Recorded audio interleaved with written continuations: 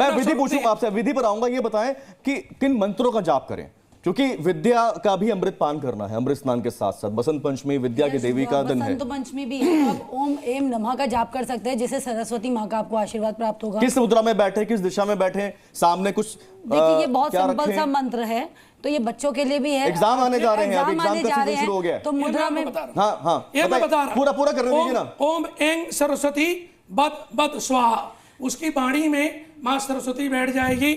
ओम एंग सरस्वती बद बद स्वाहा, इस तरह बच्चे मुद्रा बना करके 11 बार मुद्रा जरा क्लोजअप दिखाइए। हाँ, मुद्रा थोड़ा ऐसे दिखाइए। हाँ। ये मुद्रा बनाए अपने, यहाँ आप बैठ के दिखाइए कैसे बैठना। इसमें बैठ जाए बच्चे और बैठ करके माँ सरस्वती के मंदिर या पुस्तक कोई वस्तु ले और इस तरह करके माँ सरस्वती को ध्यान करें। ओम एंग सरस्वती बद बद फुल फ्रेम दिखाइए। हाँ बिल्कुल ऐसे। सरस्वती को वो नमन करें। उसके बाद से पीला फूल माँ भगवती को चढ़ाएं और माँ सरस्वती को पीला चंदन करें, केसर इत्यादि चंदन करें, षोडशोपचार पूजन करें। या देवी सर्वभूतेषु विद्यारूपेण संस्थिता नमस्तस्यै नमस्तस्यै नमस्तस्यै नमो नमः। और माँ सरस्वती के पुस्तक पे स्वास्तिक बनाएं और सरस्वती का चिन्ह रखें। आज क्या दिन, बसंत पंचमी के दिन पीला फूल, पीला वस्त्र, पीला आसन का विशेष विधान है। ये ऋतु जो है मंगलदायिनी काल। अच्छा, अब मान लीजिए जो इतनी व्यवस्था ना कर पाए, मैं इसीलिए बता रही हूँ, छोटे बच्चों के एग्जाम आ रहे हैं। हाँ। बिल्कुल सर पे एग्जाम है बच्चों के, इसीलिए ओम एम नमः का ही मैंने मंत्र जाप बोला। छोटे बच्चे हैं, बड़े बच्चे हैं, आजकल बच्चे जल्दबाजी में भी रहते हैं, तो आप एक छोटी सी स्लिप ले लीजिए, येलो कलर की लीजिए, आप उस पे ओम एम नमः लिखिए। जो छोटे बच्चे हैं नहीं कर सकते, बिल्कुल छोटे छोटे बच्चे हैं, उनके माता पिता में से कोई भी नीले रंग के पेन से उनके हाथ पे लिखिए, थोड़ा सा शहद रखिए वहां पर, और आप ऐसे उनको मंत्र का जाप कराइए और पीले गेंदे के फूल चढ़ाइए। माँ सरस्वती को पीली मिठाई दे सकते हैं साथ में आप। ठीक है जी, क्या जोशी जी कुछ कहना चाह रहे हैं? मैं ये कहना चाह रहा हूँ कि अगर बच्चे नहीं भी कर पाते ये विधि, तो ये क्या करें कि ओम ह्रीम एम सरस्वती स्वाहा, ये जो मंत्र होता है, ये मंत्र कोरे कागज पे लाल पेन से, आज अबूझ मुहूर्त है, उसको लिख के अपने सिराने रख लें। आपको करने की जरूरत ही नहीं है। जी न्यूज ने इस प्रोग्राम को रखा है, एक सुंदर सरस्वती जी का मंत्र यहाँ पर सब ब्राह्मण उच्चारण कर रहे हैं। आप हाथ जोड़ करके श्रद्धा से माता सरस्वती की आराधना कर लीजिए और यहीं पर आपको यहीं से फल प्राप्त होगा। आपको शायद कुछ करने की आवश्यकता ही नहीं पड़ेगी। तो आइए श्रद्धा से एक सरस्वती जी का मंत्र उच्चारण करते हैं।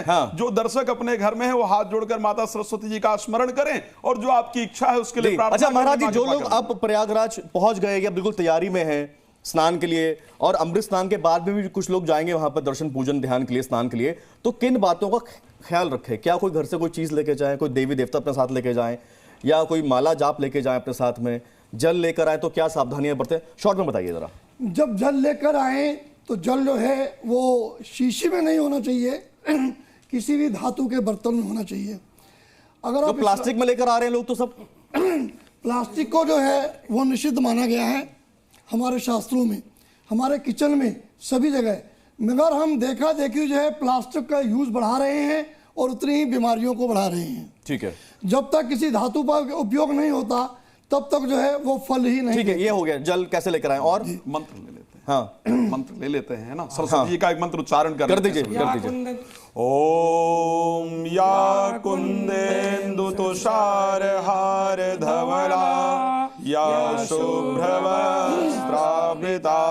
या वीणावरदंड मंडित करा, या श्वेत पद्मासना, या ब्रह्मा शंकर प्रभृतभे देवै सदा वंदिता, श्यामा सरस्वती भगवती निशेष जाड्यापः।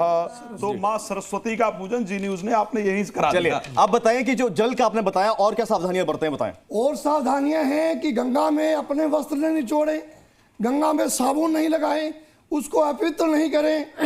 जिस तरह से आप अपने मन को पवित्र करना चाहते हैं उसी तरह गंगा को पवित्र मानकर उसमें केवल डुबकी लगाएं और बाहर आ जाए। कितनी डुबकी लगानी होती है? कई लोग 5 लगा रहे हैं, कोई 1 ही लगा रहा है।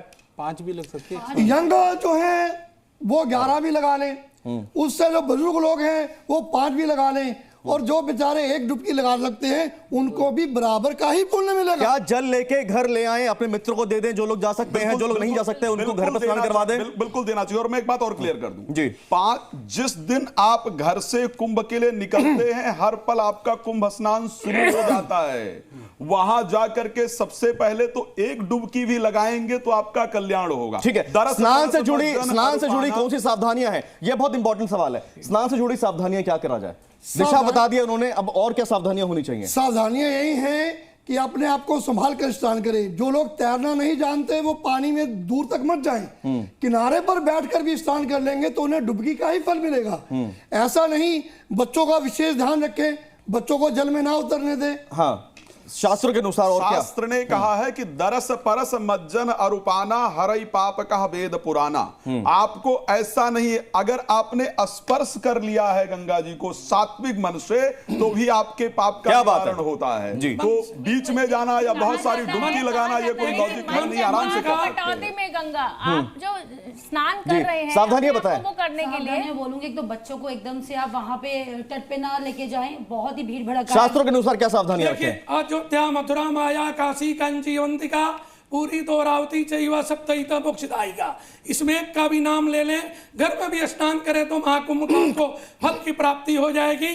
सावधानियां हैं कि असत्य ना बोलें, गलत कोई वहां कर्म ना करें, ऐसी स्थिति ना पैदा करें जो दूसरे को कष्ट हो। मन विचार से शुद्ध है तो आप गंगा का फल घर में भी पाएंगे। अगर मान लीजिए सामने बुजुर्ग महिलाएं जा रही हैं, बच्चे हैं सामने और पीछे 4 युवा लोग हैं और वो खुद स्नान ना कर पाए, अगर उन लोग को आगे करके उनकी हेल्प कर दें तो क्या पुण्य फल मिलेगा? ये बड़ी बात है, ये बड़ी बात है, ये ध्यान से सुन लीजिए। अगर कोई शास्त्र यही कहता है, शास्त्र यही कहता है, आत्मा प्रतिकूलेन प्रसारेण समाचरेति। यदि आप दूसरे को धर्म करने का अवसर देते हैं तो सबसे पहले आपको प्राप्त हो जाता है।